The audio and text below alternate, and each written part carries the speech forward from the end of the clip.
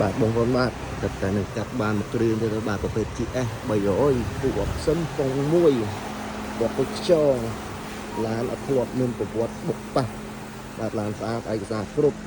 កង់ថ្មីយ៉ាងហើយឡាននេះហើយបងប្អូនឡានស្អាតប្រភេទឡានស្អាតបងប្អូនដែលមានតម្រូវការមក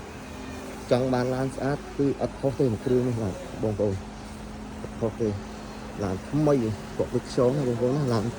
ស៊ីនចង់មកជុំឲ្យឡានគឺជួរឿងអីនៅថ្មីទាំងអស់បាទបងប្អូនមើលកលុកកលៀតគឺជួក្រាមពងអីថ្មីឡានគ្រឿងនេះមានតែមួយគ្រឿងណាបងប្អូនណាមកមិនបានមុនបាទគឺជួរឿងអីនេះស្អាតណានៅថ្មីទាំងអស់បាទយ៉ាងនេះហើយដបោបើពូអបសិនពងមួយ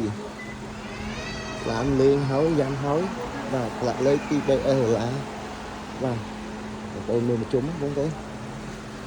បងប្អូនចេះតែថាបងប្អូនចង់ច្បាស់មកមើលចាក់ស្ដែងបានមកមើលដល់ផ្ទះបានបាទឡានស្អាតឡាននេះកាមេរ៉ាហើយឡើង Android ហើយណាបងប្អូនណាឡើង Android ហើយតែឡើង full ណាឡើង Android កាមេរ៉ាក្រោយហើយគុណផ្លូវហើយឯកសារគ្រប់ទំនាយគ្រប់សោពីគ្រាប់បាទឆ្លាញ់អាចតាក់ទងមកបានតាមរយៈលេខទូរស័ព្ទខាងលើបងប្អូនណាឲ្យបាទសោពីគ្រាប់បញ្ជាក់សោពីគ្រាប់សោស្រីណា